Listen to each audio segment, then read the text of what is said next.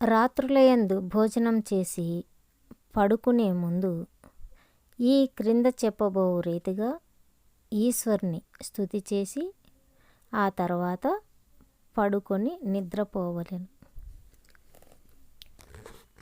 సకల వస్తువులయందు నిండి జీవులకు ఆత్మయ్యుండు ఓ పరంధామ, నేడు నిద్ర నుండి లేచినది మొదలు మరలా ఇప్పుడు నిద్రపోవుటకు గాను పరుండు పడకపై కూర్చున్నంత వరకును కాళ్ళతోనూ చేతులతోనూ మనస్సుతోనూ వాక్కుతోనూ నేను తెలిసియూ తెలియకయూ చేసిన పుణ్యపాపములనంతయు నీకు సమర్పించి తిని.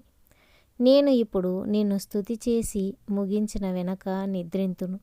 ఇట్లు నిద్రించి మేల్కొనినది మొదలు మరలా రేపు రాత్రి పరుండి నిద్రపోవునంత వరకును సత్కార్యములనే చేయునట్లు నాకు బుద్ధి నొసంగి నే చేసిన పాపములను ఎల్లను హరింపచేసి నన్ను నీ సన్నిధిలో చేర్చవలేను. ఓ పరంధామ, అనాథ రక్షక, ఆపద్బాంధవ, నన్ను రక్షింపుము రక్షింపుము దేవా అని పై చెప్పిన రీతిగా పడకపై కూర్చుండి 2 చేతులను జోడించి కన్నులను మూసి ఈ విధముగా ఈశ్వరుని స్తుతి చేసి ముగించిన వెనక మరలా మనస్సును చెడ్డ తలంపుల వైపు పోనీయక కింద చెప్పబోవు 2 మంత్రములను చేర్చి జపించుచు నిద్రపోవలేను.